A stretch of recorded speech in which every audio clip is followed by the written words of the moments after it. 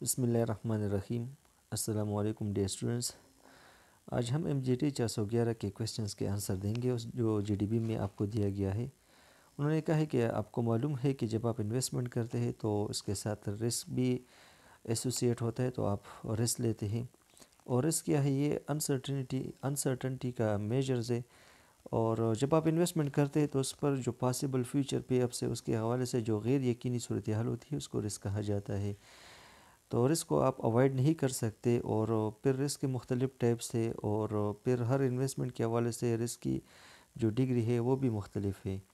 اور اس طرح اگر ہم انڈیویجولز کی بات کریں تو بعض لوگ جو ہے نا وہ رسک اورس ہوتے ہیں، یعنی وہ رسک نہیں لینا چاہتے، اور بعض لوگ جو ہے نا وہ رسک ٹیکر ہوتے ہیں اور وہ ہائی رسک انویسٹمنٹ میں بھی اپرچونٹی کو دیکھتے ہیں۔ لہٰذا یہ امپورٹنٹ ہے کہ ہم رسک کو کوانٹیفائی کریں، اور پھر جو انویسٹرز ہیں ان کی جو بیہیویئر ہے ان کو بھی ہم آبزرو کرتے ہیں، ان کو بھی کوانٹیفائی اور ٹارگٹ کرتے ہیں کہ 3 ٹائپس آف لوگ ہیں۔ ایک رسک اورس انویسٹر ہوتا ہے، دوسرا رسک ٹیکر ہوتا ہے یا رسک لور ہوتا ہے، یا رسک سیکر بھی اس کو ہم کہہ سکتے ہیں، اور تیسرا رسک نیوٹرل ہے۔ تو یہاں پہ ہم رسک اورس کی بات کریں گے اور رسک ٹیکر کی بات کریں گے۔ کنسیڈر کریں، انہوں نے کہا ہے کہ آپ اسیوم کریں کہ آپ کا ایک دوست ہے جو کہ رسک اورس انویسٹر ہے، یعنی وہ رسک نہیں لینا چاہتا، اور وہ سیف انویسٹمنٹ کو پریفر کرتا ہے، اور وہ یہ چاہتا ہے کہ وہ ٹی بانڈز میں انویسٹمنٹ کرے، کیونکہ ان کا خیال ہے کہ یہاں پہ ہم اپنا پیسہ جو ہے نا وہ ضائع نہیں ہوگا۔ اور اس کے ساتھ ساتھ وہ کوشش کر رہا ہے کہ آپ کو کنونس کرے کہ آپ بھی اس میں اپنا پیسہ انویسٹ کرے، لیکن آپ اس کی رائے کے ساتھ اتفاق نہیں کرتے، اور آپ نہیں چاہتے کہ اپنے پورے پیسے ٹی بانڈز میں انویسٹ کرے۔ تو آپ کیا رائے دیں گے، کیا آرگیومنٹس پیش کریں گے اپنے دوست کو کہ آپ ان کو کنونس کریں کہ وہ غلط ہے، اور ٹی بانڈ میں جو آپ پیسے انویسٹ کریں گے تو یہ رسک فری نہیں ہے، کیونکہ T bonds are not actually risk free. دوسرا کویشچن انہوں نے یہ دیا ہے کہ سپوز کرے آپ کے پاس 10 لاکھ روپے ہے اور آپ اس کو انویسٹ کرنا چاہتے ہیں، اور آپ کے پاس 2 آپشنز ہے، یا تو آپ اس کو 2 انویسٹمنٹ میں انویسٹ کریں، یا آپ اس کو 10 جگہ پہ انویسٹ کریں، اور یہ جو 10 انویسٹمنٹ ہے یہ مکمل طور پر آپ کو انڈیپینڈنٹ پے آف دے، ان کا جو ایکسپیکٹڈ ویلیوز ہے وہ سیم ہے، اور اسٹینڈرڈ ڈیویشن بھی سیم ہے۔ تو اگر آپ سیکنڈ آپشن کو چوز کریں گے اور آپ اپنا 10 لاکھ روپیہ وہ 10 انویسٹمنٹ میں انویسٹ کریں گے، تو 2 کے بجائے، تو how it will create a difference, اس سے کیا فرق پڑے گا؟ تو آپ اپنے آنسر کو جسٹیفائی کریں دلیل کے ساتھ۔ تو ہم ان 2 کویشچنز کے آنسر دیں گے۔ اچھا، تو پہلے کویشچن کا آنسر ہے کہ investment in T bonds is not risk free, کہ اگر آپ ٹی بانڈز میں انویسٹمنٹ کریں گے تو یہ رسک فری نہیں، بلکہ اس میں رسک انوالو ہے۔ اب یہ بات صحیح ہے کہ ٹی بانڈز میں یہ ڈیفالٹ رسک نہیں ہوتا، کیونکہ گورنمنٹ ہوتا ہے، گورنمنٹ آپ کو جو پیسہ پرامس پیمنٹ ہے وہ ادا کرے گا، یعنی اس میں آپ کا پیسہ ضائع نہیں ہوگا۔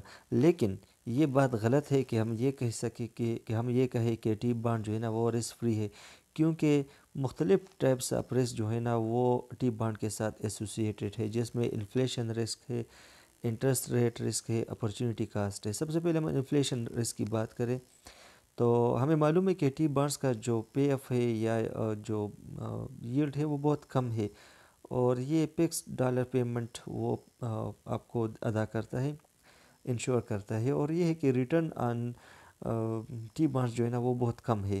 لیکن جب مہنگائی بڑھتی ہے تو ظاہری بات ہے کہ purchasing power of those payment وہ کم ہو جائے گا، آپ کو ٹی بانڈ کے عوض میں جو گورنمنٹ پیمنٹ ادا کرتی ہے تو وہ پیمنٹ بہت کم ہوتی ہے، اور مہنگائی میں اضافہ ہوتا ہے۔ تو جب مہنگائی میں اضافہ ہوتا ہے تو اس پیمنٹ کا جو پرچیسنگ پاور ہے وہ کم ہو جاتا ہے، لہٰذا inflation arises that return on T bonds یا آن انویسٹمنٹ۔ انفلیشن وہ جو آپ کو ریٹرن ملتا ہے، جو معاوضہ ملتا ہے انویسٹمنٹ پر، وہ ختم کر دیتا ہے، یا ہم کہہ سکتے ہیں کہ ریڈیوس کرتا ہے ایٹ لیسٹ۔ تو اسی وجہ سے ہم کہتے ہیں کہ ٹی بانڈز کا جو ییلڈ ہے وہ بہت کم ہے، اور سپوز کریں کہ 1% وہ آپ کو ریٹرن دیتا ہے، اور اگر انفلیشن 2% ہو گیا تو ظاہری بات ہے کہ یہ ایک رسک ہے، اور اس کو انفلیشن رسک بھی کہتے ہیں اور پرچیسنگ پاور رسک بھی کہتے ہیں، کیونکہ جو پیمنٹس آپ کو ملتا ہے تو اس پیمنٹ کا پرچیزنگ پاور انفلیشن کے ساتھ ریڈیوس ہو جاتا ہے. تو یہ ٹی بانڈ کے ساتھ انفلیشن رسک وہ ایسوسیٹڈ ہے اور ریلیٹڈ ہے.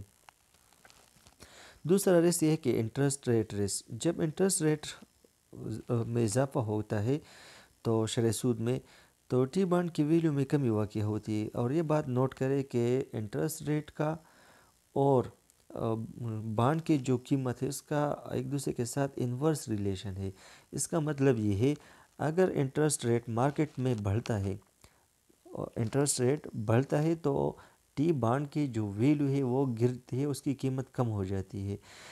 تو کیا ہوگا اگر آپ اس ٹی بانڈ کو آپ فروخت کرنا چاہتے ہیں اور انٹرسٹ ریٹ بڑھ چکا ہے تو آپ کا ٹی بانڈ کی جو پرائس ہے، جو قیمت ہے وہ کم ہو جائے گی. اور ظاہری بات ہے جب آپ اس کو سیل آؤٹ کرنا چاہتے ہیں، فروخت کرنا چاہتے ہیں، تو آپ کو کم قیمت ملے گی، تو آپ کا کیپٹل لاس ہوگا. تو یہی وجہ ہے کہ جب انٹرسٹ ریٹ میں اضافہ ہوتا ہے تو ٹی بانڈ کی جو ویلیو ہے اور جو قیمت ہے وہ گرتی ہے. اس کی وجہ سے income of T bond holders وہ متاثر ہوتا ہے اگر وہ ٹی بانڈ کو اس دوران جو ہے نا وہ سیل آؤٹ کرنا چاہتا ہے. تو یہ انٹرسٹ ریٹ رسک ہے اور یہ بھی ٹی بانڈ کے ساتھ ایسوسیٹڈ ہے. یہاں پہ ہم یہ ثابت کرنا چاہتے ہیں کہ جو ٹی بانڈ ہے یہ رسک فری نہیں ہے. اس میں جو انویسٹمنٹ ہے it is not risk free. تیسرا ہے اپرچونٹی کاسٹ.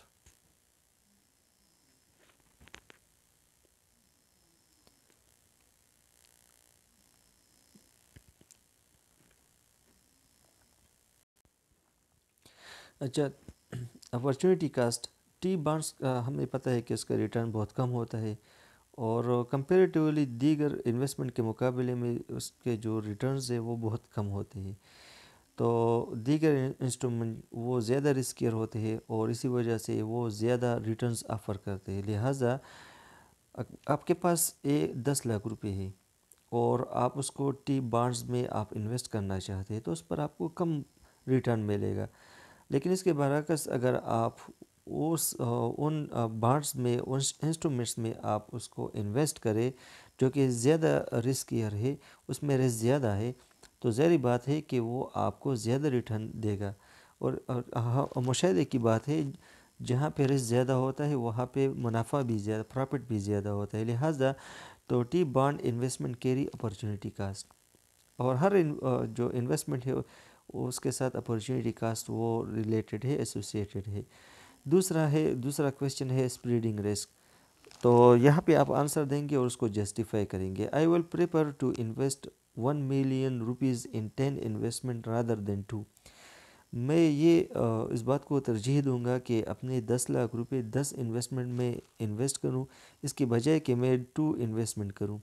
اور اس کو میں اس طرح جسٹیفائی کروں گا کہ رسک جو ہے نا وہ کم ہو جاتا ہے جب ہم اس کو سپلٹ کرتے ہیں.